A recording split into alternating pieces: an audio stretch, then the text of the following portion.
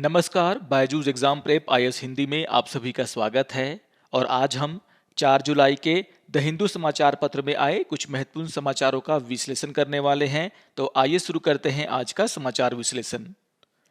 आज के विषयों पर चर्चा करने से पहले एक महत्वपूर्ण सूचना आप सभी के लिए है। जैसा कि आप सभी जानते हैं कि हमारे द्वारा यूट्यूब पर नॉलेज सीरीज चलाया जा रहा है, जिसके तहत महत्वपूर्ण विषयों पर आपके साथ चर्चा की जाती है, जिसका प्रसारण लाइव होता है सुबह 11 बजे और दोपहर के 2 बजे। उसी से जुड़ा हुआ जो इस वीक का शेड्यूल है वो आपके सामने है, यानी कि 4 जुलाई से लेकर के 10 जुलाई तक कुछ बहुत ही महत्वपूर्ण विषयों पर हम यहाँ पर चर्चा करने वाले हैं। तो आप सभी हमारा जो नॉलेज सीरीज है उसका भरपूर फायदा उठा सकते हैं और यहाँ से आप देख सकते हैं कि आखिर किस दिन किन किन विषयों पर चर्चा हो रही है। आइए अब आज के इस सत्र के विषयों पर चर्चा कर लेते हैं। सबसे पहले हम एनआईए को लेकर के जो न्यूज़ आया है उस पर चर्चा करेंगे। आखिर एनआईए क्या है, यह किस तरीके से कार्य करता है, इसको लेकर के यहाँ पे चर्चा किया गया है। हिरासत में जो हिंसा होती है वह एक गंभीर मुद्दा है। इसको आधार बना करके जो न्यूज़ आया है हम उसकी भी यहाँ पे चर्चा करने वाले हैं। विद्युत सुरक्षा पर एक राष्ट्रीय योजना की हमें क्यों जरूरत है, इसको आधार बना करके जो न्यूज़ आया है हम उसकी भी यहाँ पे चर्चा करने वाले हैं। और किस तरीके से जो हमारे पूर्वोत्तर राज्य हैं वहाँ पर भूस्खलन की जो घटनाएं वो बढ़ती जा रही हैं, आखिर इसके क्या कारण है, इसको आधार बना करके जो न्यूज़ आया है उसकी भी हम यहाँ पे चर्चा करने वाले हैं। और सबसे अंतिम में इन विषयों पर आधारित मुख्य परीक्षा के अभ्यास प्रश्नों पर भी हम चर्चा करेंगे। तो आइए शुरू करते हैं आज के इस सत्र को। आज के पेपर के पेज नंबर 8 पर एक बहुत ही महत्वपूर्ण एक्सप्लेनर आया, जहां पर नेशनल इन्वेस्टिगेशन एजेंसी को लेकर के चर्चा की गई है। यहां पर इस बात को समझाने का प्रयास किया गया है कि आखिर एनआईए का गठन क्यों किया गया, एनआईए किस तरह के अपराधों पर जांच करता है, आखिर उसका जो जुरिस्डिक्शन है वो कहां तक है। इन सभी मुद्दों पर इस एक्सप्लेनर में चर्चा किया गया है। जैसा कि आप सभी जानते हैं कि हाल ही में जो राजस्थान में घटना हुई थी उस घटना की जांच जो है एनआईए को सौंप दिया गया है। और इसी के परिप्रेक्ष्य में यहां पर यह समझाने का प्रयास किया गया है कि आखिर ये एनआईए क्या है। आपको ध्यान में रखना है कि नवंबर 2008 में जो मुंबई पर आतंकवादी हमला हुआ था उसी के मद्देनजर उस समय की सरकार ने यह फैसला लिया कि हमें एक ऐसी एजेंसी की जरूरत है जो कि आतंकवाद से जुड़ी हुई घटनाओं की जांच कर सके। और इसी को ध्यान में रखते हुए दिसंबर 2008 में उस समय के जो हमारे गृह मंत्री थे पी चिदम्बरम, उनके द्वारा राष्ट्रीय जांच एजेंसी को बनाने के लिए एक विधेयक संसद में पेश किया गया। आपको ध्यान में रखना है कि इस विधेयक के पारित होने के बाद जो एजेंसी बनी यानी कि एनआईए बना, वह एक तरीके से यूएसए में जो एफबीआई है उसी की तर्ज पर जो है पूरे देश में कहीं भी जाकर के जांच कर सकता था। हम ये कह सकते हैं कि जो एनआईए है वह सीबीआई से अधिक शक्तिशाली है, क्योंकि आप सभी को पता है कि अगर सीबीआई को किसी भी मामले की जांच किसी भी स्टेट में जाकर के करनी है तो यहां पर उसे जो है उस स्टेट गवर्नमेंट से परमिशन लेना पड़ता है। लेकिन यहां पर जो एजेंसी बनाई गई यानी कि एनआईए की यहां पर बात हो रही है, वह जो है भारत में कहीं भी जाकर के आतंकवाद से जुड़ी हुई घटनाओं की जांच कर सकता है। और इसलिए हम ये कहते हैं कि एनआईए जो है वह सही मायने में एक संघीय जांच एजेंसी है, जिस तरीके से अमेरिका में एफबीआई है। आपको ध्यान में रखना है कि एनआईए भारत के किसी भी हिस्से में जो आतंकवादी घटनाएं हैं उनका स्वतः संज्ञान भी ले सकता है, उससे जुड़ी हुई गतिविधियों की जांच कर सकता है, मामला चला सकता है। और इन सभी के लिए जो है उसे राज्य सरकार की अनुमति लेने की कोई भी आवश्यकता नहीं है। हाँ, यहां पर आपको यह जरूर ध्यान में रखना है कि राज्य सरकारें उनके स्टेट में जो आतंकवादी घटनाएं होती हैं उस मामले को एनआईए को अपनी मर्जी से सौंप सकती हैं और राज्य सरकारें एनआईए की जांच में एनआईए का पूरा सहयोग करती हैं। अगर हम एनआईए के द्वारा किन अपराधों की जांच की जाती है उसकी बात करें तो आपको ध्यान में रखना है कि यहां पर एक अनुसूचित अपराधों की सूची दी गई है। तो यहां पर हम चर्चा कर लेते हैं कि आखिर ये अनुसूचित अपराध क्या हैं। आपको ध्यान में रखना है कि एनआईए को बहुत सारे अधिनियमों के तहत पावर दिया गया है जांच करने का, केस चलाने का, उनमें शामिल है विस्फोटक पदार्थ अधिनियम, परमाणु ऊर्जा अधिनियम, गैर कानूनी गतिविधियां रोकथाम अधिनियम, अपहरण विरोधी अधिनियम। उसी तरीके से जो सार्क कन्वेंशन हुआ था आतंकवादी घटनाओं को रोकने के लिए, उसमें भी एनआईए को पावर दिया गया है। समुद्री सुरक्षा को लेकर के अगर कोई खतरा होता है तो उस मामले में भी एनआईए जांच कर सकती है। सामूहिक विनाश के हथियार रखने का मामला हो, उनके वितरण का मामला हो, उस मामले की जांच भी एनआईए के द्वारा की जा सकती है। तो यहां पर आपको ध्यान में रखना है कि आखिर वे कौन कौन से अधिनियम है जिसके तहत एनआईए को जो है जांच की शक्ति दी गई है, जिन्हें हम कहते हैं अनुसूचित अपराध। यानी कि इन सभी से जुड़े हुए जो अपराध हैं उनकी जांच एनआईए के द्वारा किया जाएगा। इसी तरीके से आपको याद रखना है कि 2019 में सरकार के द्वारा इस अधिनियम में एक संशोधन किया गया, यानी कि एनआईए जो संशोधन अधिनियम है उसे पास कराया गया संसद से, और वहां पर जो है कुछ और अपराधों को जो है इसमें जोड़ा गया। जैसे अब जो एनआईए है वह मानव तस्करी, जाली मुद्रा, प्रतिबंधित हथियारों के निर्माण या बिक्री, या फिर जो साइबर आतंकवाद होता है उससे जुड़े हुए मामलों की भी जांच कर सकता है। और इसी में जो है विस्फोटक पदार्थ अधिनियम 1908 के तहत जो अपराध हैं वो भी शामिल किए गए हैं। इसके अलावा आपको ध्यान में रखना है कि सितंबर 2020 में जो है केंद्र सरकार ने जो है इसमें एक और अपराध को जोड़ा है, और वो अपराध है narcotic drugs and psychotropic substance act के तहत किया गया अपराध। यानी कि अगर आप नशीले पदार्थों को बेचते हैं, उसको रखते हैं, और कहीं ना कहीं अगर ये मामला आतंकवादी घटना से जुड़ा हुआ है तो यहां पर इस मामले की जांच भी एनआईए के द्वारा किया जा सकता है। तो आपको इन सभी बातों को ध्यान में रखना है कि आखिर वे कौन कौन से अपराध हैं जिसकी जांच एनआईए के द्वारा की जाती है। इसी न्यूज में इस बात को समझाने का प्रयास किया गया कि आखिर जो एनआईए का अधिकार क्षेत्र है वो कितना विस्तृत है। आपको ध्यान में रखना है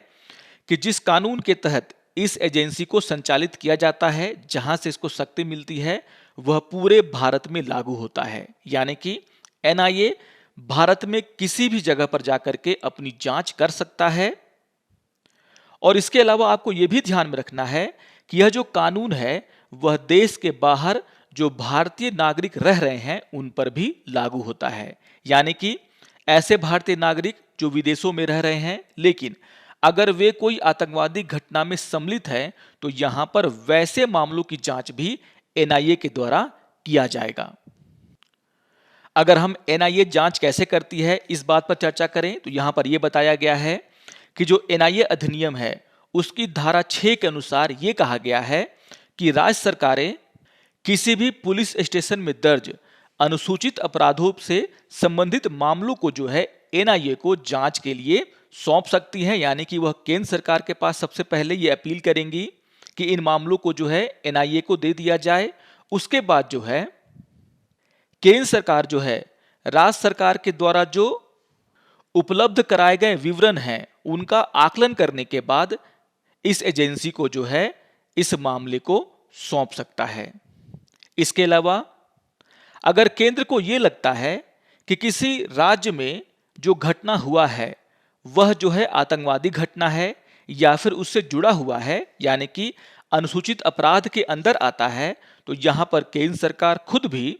इस अधिनियम के तहत एनआईए को जो है वो मामले सौंप सकती है।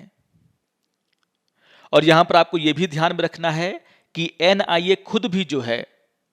हमारे देश में अगर कोई आतंकवादी घटना हो रही है, कोई आतंकवादी गतिविधियां चल रही हैं, तो उसका संज्ञान ले सकता है। यहां पर यह भी कहा गया है कि जब केंद्र सरकार को यह पता चलता है कि भारत के बाहर किसी भी स्थान पर एक अनुसूचित अपराध किया गया है तो वहां पर भी यह अधिनियम यह पावर देता है कि भारत सरकार वैसे मामले को जो है एनआईए को सौंप दे। तो आपको ध्यान में रखना है कि आखिर एनआईए की उत्पत्ति कैसे हुई, किन कारणों की वजह से हुई, आखिर इसको पावर कितने दिए गए हैं, उसके जांच का जो दायरा है वह कितना बड़ा है। तो इन सभी बातों की चर्चा यहां पर किया गया है जो कि आपके लिए बहुत ही महत्वपूर्ण है। आइए एक और एडिटोरियल की हम यहाँ पे चर्चा कर लेते हैं। आज के पेपर के पेज नंबर 6 पर एक एडिटोरियल आया जिसका शीर्षक है technology is no panacea for custodial death, और ये टॉपिक समान अध्ययन 2 पारदर्शिता और जवाबदेही से जुड़ा हुआ है। तो यहाँ पर एक बहुत ही महत्वपूर्ण मुद्दे को उठाया गया है और वो मुद्दा है कस्टोडियल डेथ यानी कि हिरासत में जो मौतें होती हैं उसका। यहाँ पर इस बात को समझाने का प्रयास किया गया कि आखिर जो हिरासत में हिंसा होती है, जो मौतें होती हैं, उसके पीछे के क्या कारण हैं, क्या टेक्नोलॉजी का इस्तेमाल करके हम इसे रोक सकते हैं, और क्या टेक्नोलॉजी ही एक ऐसा रामबाण है जिसके उपयोग करके हम जो है हिरासत में हुई हिंसा को रोक सकते हैं, या इसके अलावा और कुछ भी हम कर सकते हैं हिरासत में हुई हिंसा को रोकने के लिए। अब यहाँ पर यह बताया गया है कि पिछले 20 वर्षों में पूरे देश भर में जो हिरासत में मौतें हुई हैं उनकी संख्या है 1888, और यहां पर यह कहा गया कि हिरासत में ये जो मौतें हुई हैं उसके लिए जो है 893 पुलिस कर्मियों के खिलाफ मामले दर्ज किए गए, और इनमें से सिर्फ 358 कर्मियों के खिलाफ जो है आरोप पत्र दायर किया गया, और उसमें से भी अगर देखा जाए तो यहां पर सिर्फ 26 पुलिसकर्मी को ही यहां पर दोषी ठहराया गया। तो आप यहां पर देख सकते हैं कि हिरासत में जो मौतें हुई हैं उनकी संख्या और इनके लिए दोषी जो पुलिसकर्मी हैं उनको दोषी ठहराए जाने का जो संख्या है वो उसमें काफी आपको अंतर देखने को मिलेगा। तो इस डेटा को आपको याद रखना है। यह बताता है कि आखिर हमारे देश में जो हिरासत में हिंसा होती है और उसके कारण जो मौतें होती हैं वह कितना गंभीर मुद्दा बन गया है। अब यहाँ पर इस बात को समझाने का प्रयास किया गया है कि आखिर जो हिरासत में हिंसा होती है, जो मौतें होती हैं, उसके पीछे के क्या कारण हैं। सबसे पहला कारण है यहाँ पर मजबूत कानून का अभाव। आपको ध्यान में रखना है कि भारत में अभी तक हिरासत में जो हिंसा होती है, जो मौतें होती हैं, उनको जो है अपराध घोषित नहीं किया गया है, और इसीलिए जो दोषी अधिकारी होते हैं उनके खिलाफ जो कार्रवाई होती है वह नाम मात्र की होती है। अगर कोई व्यक्ति हिरासत में होता है तो उसके साथ अमूमन ये देखा जाता है कि पुलिस के द्वारा उसके साथ मारपीट किया जा रहा है, और जब यह मामला मीडिया में या फिर बाहर आता है तो यहां पर यह देखने को मिलता है कि इन अधिकारियों के खिलाफ, इन पुलिस कर्मियों के खिलाफ बहुत ही छोटी मोटी कार्रवाई की जाती है। तो ये एक बहुत बड़ा कारण है जिसके कारण हिरासत में जो हिंसा है और उसके कारण जो मौतें हैं वो बढ़ती जा रही हैं। यहां पर आपको ये भी ध्यान में रखना है कि भारत के द्वारा जो अंतर्राष्ट्रीय मानक हैं इसको लेकर के उसका भी पालन नहीं किया गया है। आपको यहां पर ध्यान में रखना है कि भारत के द्वारा 1997 में हिरासत में जो हिंसा होती है, जो अत्याचार होता है,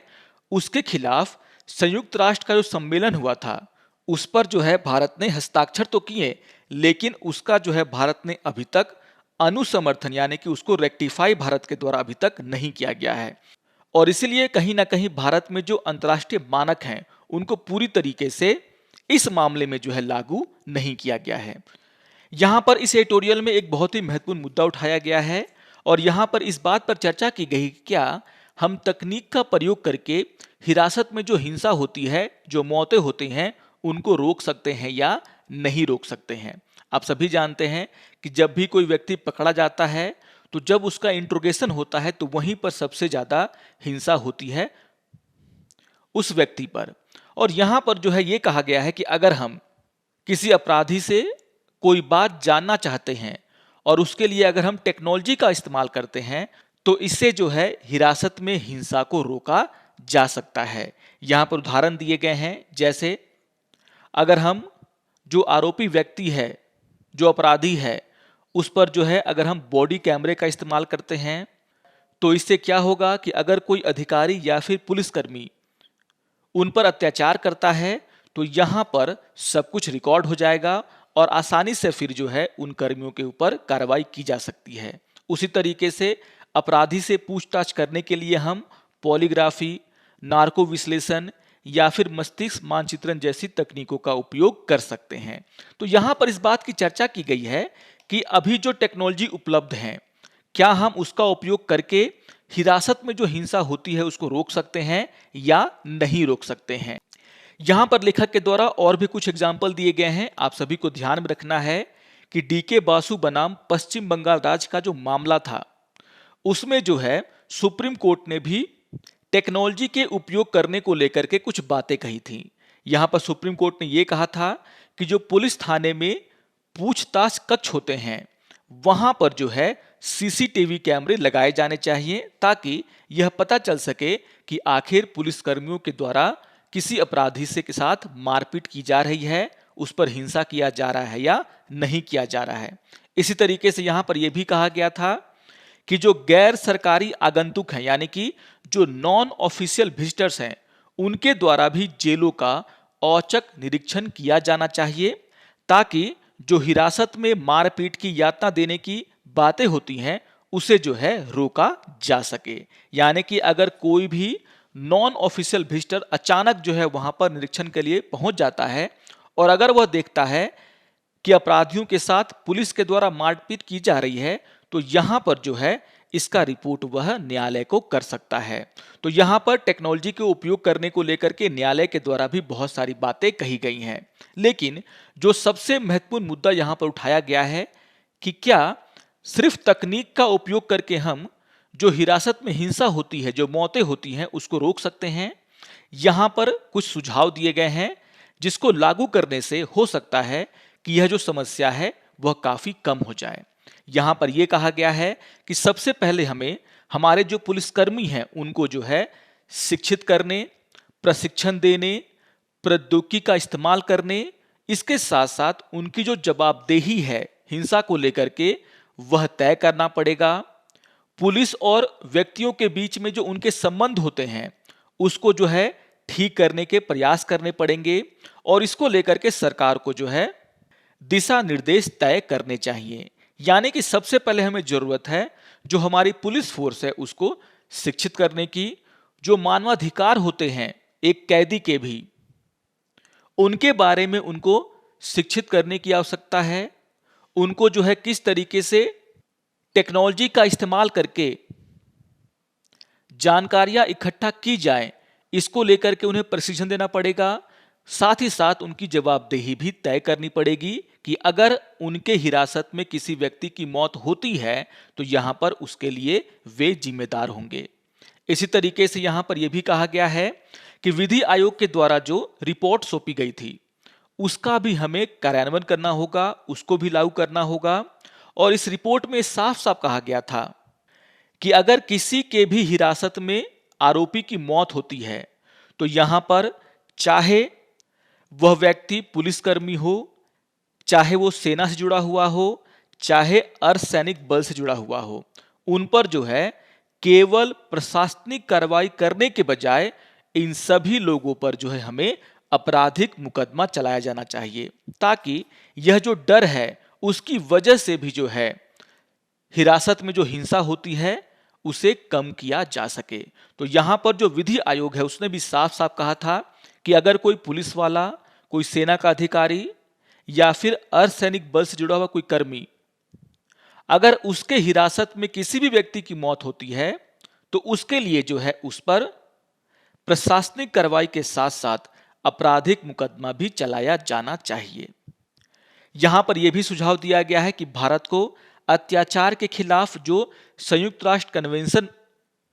जिस पर जो है भारत ने साइन किए थे उसकी पुष्टि कर देनी चाहिए ताकि इससे जुड़े हुए कानून जो है भारत में बनाए जा सकें। तो यहां पर एक बहुत ही गंभीर मुद्दा उठाया गया है और वो मुद्दा है कस्टोडियल डेथ का, यानी कि हिरासत में हिंसा और मौतों का। और यहां पर एक बहुत ही महत्वपूर्ण चर्चा की गई है कि क्या टेक्नोलॉजी का इस्तेमाल करके हम इस हिंसा को रोक सकते हैं, मौतों को रोक सकते हैं। लेकिन यहां पर इस बात पर भी चर्चा की गई है कि क्या टेक्नोलॉजी जो है सिर्फ उसी के माध्यम से हम इसे रोक सकते हैं या हमें कुछ और करने की आवश्यकता है। तो जो सुझाव यहां पर दिए गए हैं वो आपके मेंस एग्जाम के लिए बहुत ही महत्वपूर्ण हो जाते हैं। तो ये भी बहुत ही महत्वपूर्ण न्यूज है, इसको भी आप लोग जरूर ध्यान से पढ़ेंगे। आइए एक और महत्वपूर्ण न्यूज़ पर हम यहाँ पे चर्चा कर लेते हैं। आज के पेपर के पेज नंबर 7 पर एक एडिटोरियल आया जिसका शीर्षक है we need an urgent national plan on electrical safety, और ये टॉपिक समान अध्ययन 2 सरकारी नीति से जुड़ा हुआ है। तो बहुत ही इंपॉर्टेंट टॉपिक है, एक बहुत ही इंपॉर्टेंट मुद्दे को यहाँ पर उठाया गया है जिस पर काफ़ी कम चर्चा होती है, और वो मुद्दा है इलेक्ट्रिकल सेफ्टी का। तो यहाँ पर इस बात की चर्चा की गई है कि भले ही हमारे देश में 24 घंटे बिजली देने की बात होती हो, अक्षय ऊर्जा की बात होती हो, लेकिन हम जो है काफ़ी कम ध्यान देते हैं इलेक्ट्रिकल सेफ्टी को लेकर के। यहाँ पर एक बहुत ही इंपॉर्टेंट डेटा दिया गया है। यहाँ पर यह कहा गया है कि हमारे देश में जो विद्युत दुर्घटनाओं में जो मौतें होती हैं उनकी संख्या जो है लगातार बढ़ती जा रही है। यहाँ पर यह कहा गया है कि जो विद्युत दुर्घटनाएं होती हैं उनकी जो बढ़ती दर है वह एक ऐसी समस्या है जिस पर बिजली क्षेत्र से जुड़े हुए जो लोग हैं, जो इसको लेकर के योजना बनाते हैं, इसका विनियम करते हैं, इसका संचालन करते हैं, वे जो है इस पर ज़्यादा ध्यान नहीं देते हैं और यहाँ पर पर्याप्त धन की भी काफ़ी कमी है। आपको ध्यान में रखना है कि अगर हम राज्यों की बात करें या फिर केंद्रीय स्तर पर देखें तो विद्युत से जुड़ी दुर्घटनाओं को कम करने के लिए जो है कुछ पैसे जो है एलोकेट किए जाते हैं सरकारों के द्वारा इन बिजली कंपनियों को, बिजली वितरण कंपनियों को, लेकिन जो भी आवंटन किया जाता है उसका सही तरीके से उपयोग इन कंपनियों के द्वारा नहीं किया जाता। कर्मचारियों के लिए सुरक्षा किट या फिर उनके प्रशिक्षण पर जो है जो आवंटित पैसा है उसका बहुत ही कम हिस्सा जो है खर्च किया जाता है। तो यहाँ पर यह कहा जा रहा है लेखक के द्वारा कि जो हमारी विद्युत सुरक्षा है उसको लेकर के हम सीरियस नहीं हैं। जो लोग बिजली क्षेत्र को लेकर के योजना बनाते हैं, नियम बनाते हैं, इसका संचालन करते हैं, उनका जो ध्यान है वह इस पर नहीं है, और इसलिए देखने को यह मिल रहा है कि हमारे देश में जो विद्युत से जुड़ी हुई घटनाएं हैं वह बढ़ती जा रही हैं, उससे जुड़ी जो मौतें हैं वो भी बढ़ती जा रही हैं। यहाँ पर एक डेटा दिया गया है जिसकी मैं बात कर रहा था, आपको ध्यान में रखना है कि इस डेटा के अनुसार ये कहा गया है कि 1990 में हमारे देश में जो है प्रति 1 लाख जनसंख्या पर 2,957 मौतें हुई थी। अगर हम इसका औसत निकालें तो ये औसत है 0.36। लेकिन अगर हम 2020 की बात करें तो यहाँ पर यह कहा गया है कि प्रति लाख जनसंख्या पर यहाँ पर जो मौतें अभी हो रही हैं वो बढ़ करके 15,258 हो गई हैं, और अगर हम इसका औसत निकालें तो ये होता है 1.13। यानी कि अगर हम कंपेयर करें 1990 और 2020 के डेटा का तो आपको देखने को मिलेगा कि कई गुना जो है मौतों की संख्या यहाँ पर बढ़ गई है। यहाँ पर यही बताया गया है कि जो बिजली के हादसे होते हैं वह सबसे ज़्यादा जो है ग्रामीण क्षेत्रों में होते हैं, और इनसे जिन लोगों की मौतें होती हैं वो भी क्या है, आम जनता होती हैं। यानी कि जब भी हम इस मुद्दे को लेकर के अगर कोई कानून बनाते हैं, कोई नियम बनाते हैं, कोई सेफ्टी को लेकर के नियम बनाते हैं, तो यहाँ पर हमें ये ध्यान में रखना होगा कि आखिर सबसे ज़्यादा जो दुर्घटनाएं हैं वह कहाँ पर हो रही हैं। यहाँ पर यह कहा गया है कि भले ही जो अधिकांश विद्युत दुर्घटनाएं हैं वह ग्रामीण क्षेत्रों में हो रही हैं, लेकिन जिस तरीके से हमारे देश में तेजी से शहरीकरण हो रहा है उसको देखते हुए जो गरीब शहरी इलाके हैं वहां पर भी जो है हमें ध्यान देने की आवश्यकता है। यहां पर इस बात को भी समझाने का प्रयास किया गया कि आखिर जो बिजली से जुड़ी दुर्घटनाएं हो रही हैं उसका कारण क्या है। यहां पर यह कहा गया है कि जिस तरीके से रोड के किनारे खुले में जो है तारें पड़ी रहती हैं, ट्रांसफॉर्मर लगाए जाते हैं, स्विच बोर्ड खुले रहते हैं, वह एक बहुत बड़ा कारण है जिसके कारण इस तरह की दुर्घटनाएं होती हैं। दूसरा सबसे बड़ा कारण यहाँ पर यह है कि बिजली की खराबी की वजह से लगने वाली आगियां, जिसको हम लोग बोलते हैं शॉर्ट सर्किट। तो यहाँ पर यह कहा गया है कि जितनी भी दुर्घटनाएं होती हैं बिजली से जुड़ी हुई, उनमें लगभग 12% जो दुर्घटनाएं हैं वह शॉर्ट सर्किट की होती हैं, यानी कि बिजली की खराबी की वजह से जो आग लगती है उसके कारण होते हैं। यहाँ पर जो स्विच होते हैं, जो तारे होती हैं, जो कंडक्टर होते हैं, उसका खराब डिजाइन, उसके निर्माण में कमी, अपर्याप्त रख रखाव, अपर्याप्त सुरक्षा प्रणाली और लोगों के बीच में बिजली को लेकर के जो जागरूकता होनी चाहिए उसकी भी काफ़ी कमी है, जिसके कारण हमारे देश में बिजली की जो दुर्घटनाएं हैं और उनसे होने वाली जो मौतें हैं वो बढ़ती जा रही हैं। तो यहाँ पर आपको ये भी ध्यान में रखना है कि आखिर इसका मूल कारण क्या है। अब यहाँ पर इस बात को भी समझाने का प्रयास किया गया है कि आखिर हम किस तरीके से इन दुर्घटनाओं को रोक सकते हैं। तो सबसे पहली बात तो ये है कि जिस तरीके से हमने यहाँ पर मूल कारण की चर्चा की, सबसे पहले हमें इन कारणों को हटाना होगा। यानी कि बिजली सेफ्टी को लेकर के, डिजाइन को लेकर के, उसके निर्माण को लेकर के, रखरखाव को लेकर के, सुरक्षा को लेकर के हमें जो है सख्त नियम बनाने होंगे और जो नियम हम बनाएंगे उसका हमें सख्ती से पालन भी करना होगा। यहां पर यह कहा गया है कि भले ही हमारे देश में बिजली सुरक्षा को लेकर के नियम बनाए गए हैं, लेकिन जिन लोगों के द्वारा, जिन कंपनियों के द्वारा बिजली का उपयोग किया जाता है, बिजली का वितरण किया जाता है,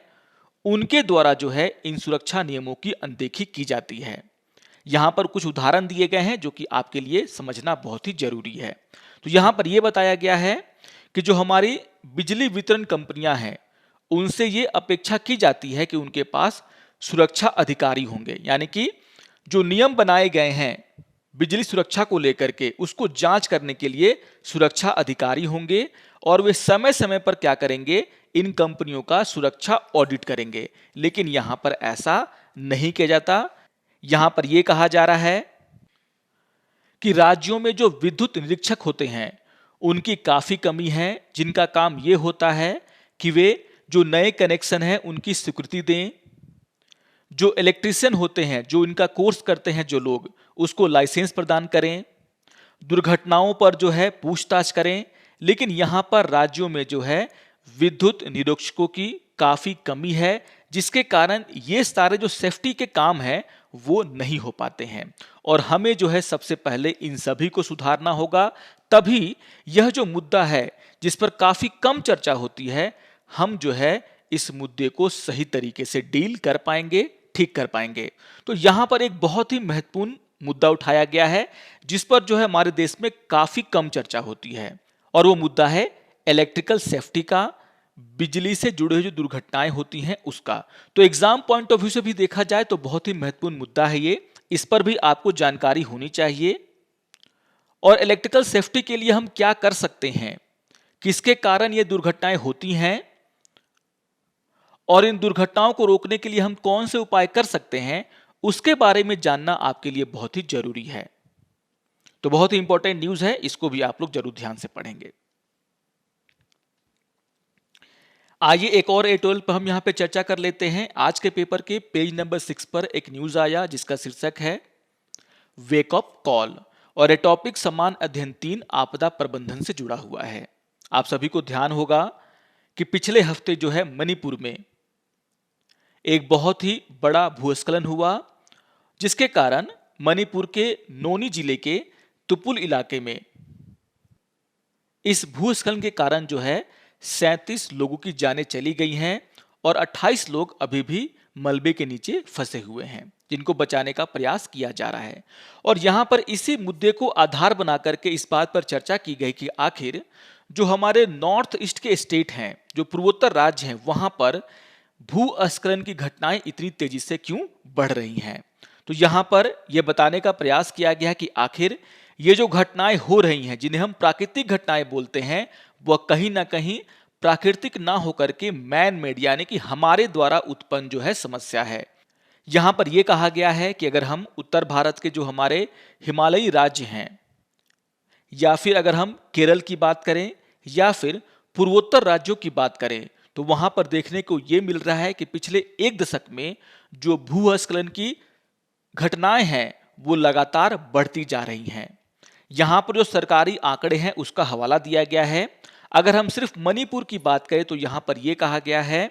कि 2014 से 2020 के बीच में 20 से भी ज्यादा ऐसी घटनाएं मणिपुर में हो चुकी हैं, जिसके कारण बहुत सारे लोगों की यहां पर जानें गई हैं। अब इसके कारण क्या हैं, तो यहां पर यह बताया जा रहा है कि जिस तरीके से हम विकास के नाम पर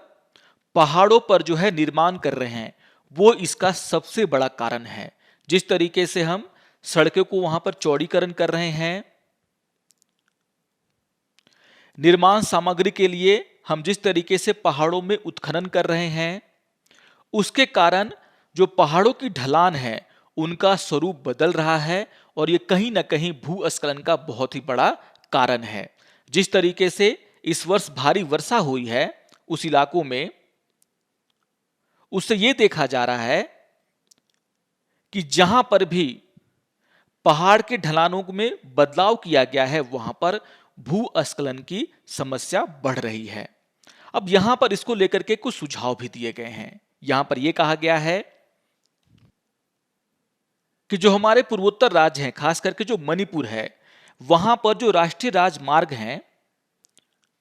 वह जिस क्षेत्र में हैं वे या तो बहुत अधिक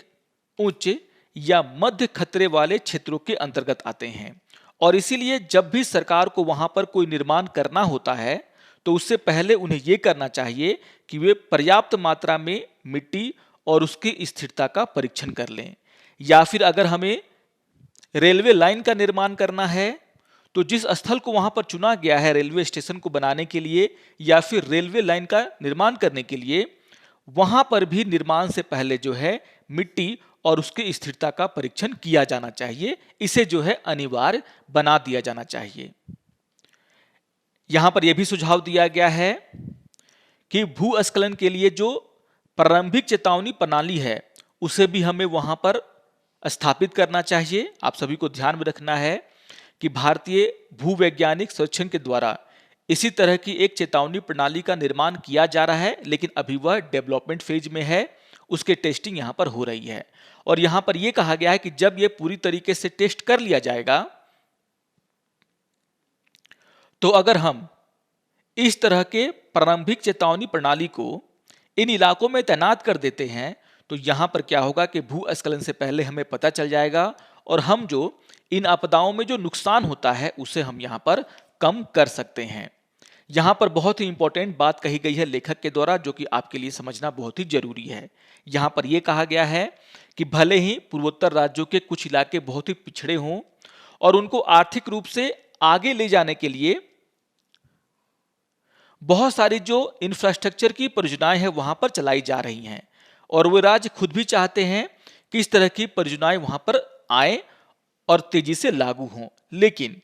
जिस तरीके से टुपुल में जो भूस्खलन हुआ है वह इस ओर इशारा कर रहा है कि हम कहीं ना कहीं विकास के नाम पर जो है विनाश की ओर आगे बढ़ रहे हैं। जिस तरीके से वनों की कटाई हो रही है वह एक बहुत ही महत्वपूर्ण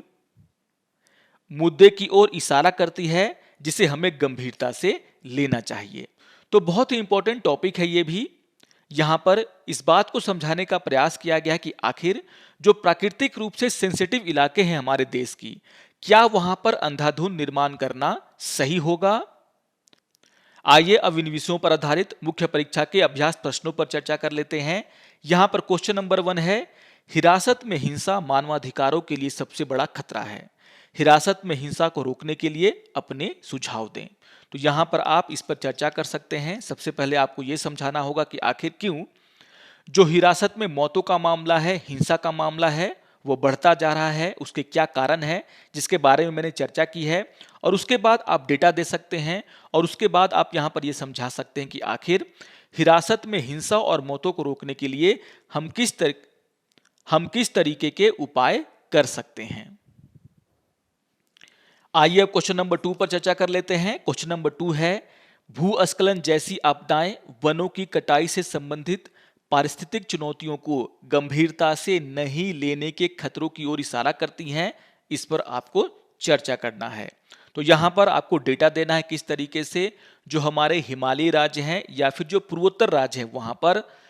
जो भूस्खलन जैसी आपदाएं हैं वो लगातार आ रही हैं और फिर आपको यहां पर यह चर्चा करना है कि आखिर इसके पीछे के क्या कारण हैं और किस तरीके से हम इन आपदाओं को रोक सकते हैं, जिस पर मैंने आपको खूब सारे पॉइंट दिए हैं।